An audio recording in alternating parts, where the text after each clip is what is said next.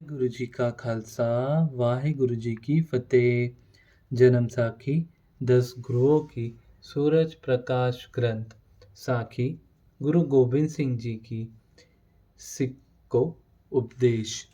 एक दिन गुरु जी के दीवान में एक सिख ने प्रार्थना की कि महाराज, मैं अनपढ़ हूँ, आप जी की शरण में आया हूँ।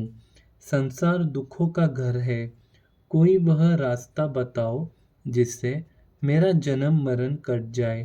गुरुजी ने कहा, तुम धन्य हो जिसने संसार को दुखी का घर समझ लिया है। तुम पढ़ा करो, पढ़ने में अनेक गुण हैं। अनपढ़ पुरुष हृदय का अंधा होता है। तुम गुरुमुखी पढ़कर गुरुमत को ग्रहण कर लो, तेरा आवागमन कट जाएगा। उसकी श्रद्धा तथा प्रेम को देखकर गुरुजी ने उसको अपने एक ग्रंथी सिंह के पास गुरुमुखी पढ़ने के लिए भेज दिया। ग्रंथी सिंह उसको बड़े प्रेम से पढ़ाता रहा। जब आरंभिक पढ़ाई करके पांच ग्रंथी उसने 5 ग्रंथि पढ़नी आरंभ की तो आनंद साहिब की वाणी में जब उसको यह तुक आनंद भयो मेरी माए सतगुरु में पाया पढ़ी तो उसने उससे आगे पढ़ना बंद कर दिया। जब गुरुजी को पता लगा कि सिख ने पढ़ना छोड़ दिया है तो आप जी ने उसको बुलाकर पूछा कि तुमने पढ़ना क्यों छोड़ दिया है। सिख ने कहा, महाराज, मैंने यह तुक आनंद भया मेरी माए सतगुरु में पाया पढ़कर आगे पढ़ना छोड़ दिया है, क्योंकि जब सिख ने सतगुरु को पा लिया तो उसको आनंद की प्राप्ति हो गई। उससे ऊपर और कौन बात पढ़ने वाली बाकी है। सिख की यह श्रद्धा प्रेम की बात को सुनकर गुरुजी ने प्रसन्न होकर कहा, सिख, तुम आनंदमय हो गए हो। आप जी के इन वचनों से सिख को आत्मज्ञान की प्राप्ति हो गई। धन श्री गुरु गोबिंद सिंह जी महाराज। नाम की महिमा का उपदेश। एक दिन दीवान में बैठे सिख संगत से आप जी ने पूछा कि जिस समय भगत कबीर जी हुए थे उस समय देश का बादशाह कौन था। गुरुजी के वचन सुनकर किसी ने हुमायूं का नाम लिया, किसी ने पथोरा राव का तथा तीसरे चौथे ने कुछ और नाम बताए।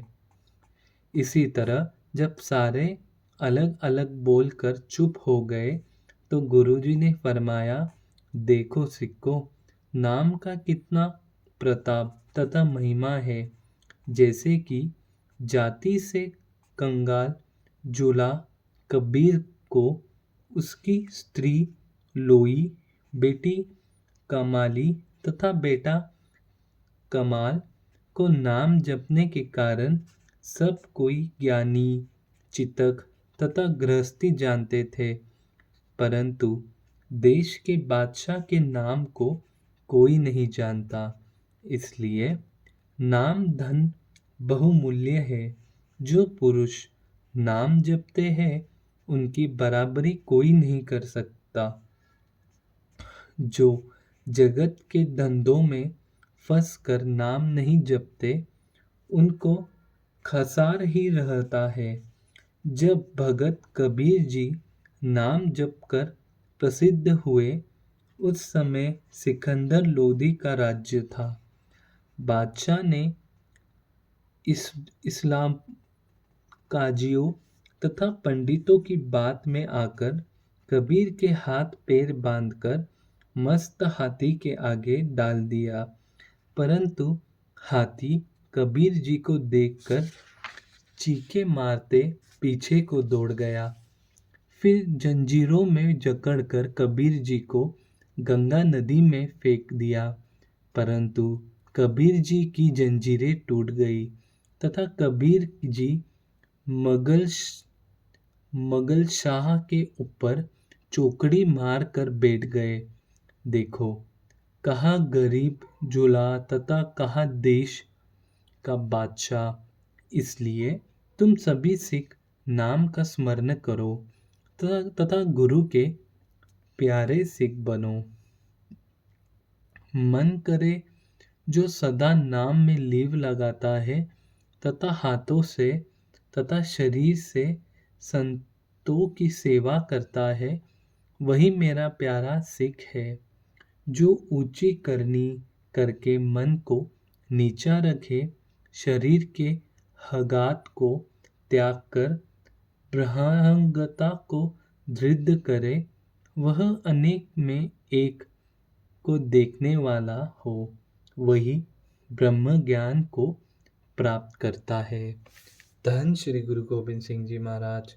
वाहिगुरु जी का खालसा, वाहिगुरु जी की फतेह। धन गुरु नानक, धन गुरु नानक।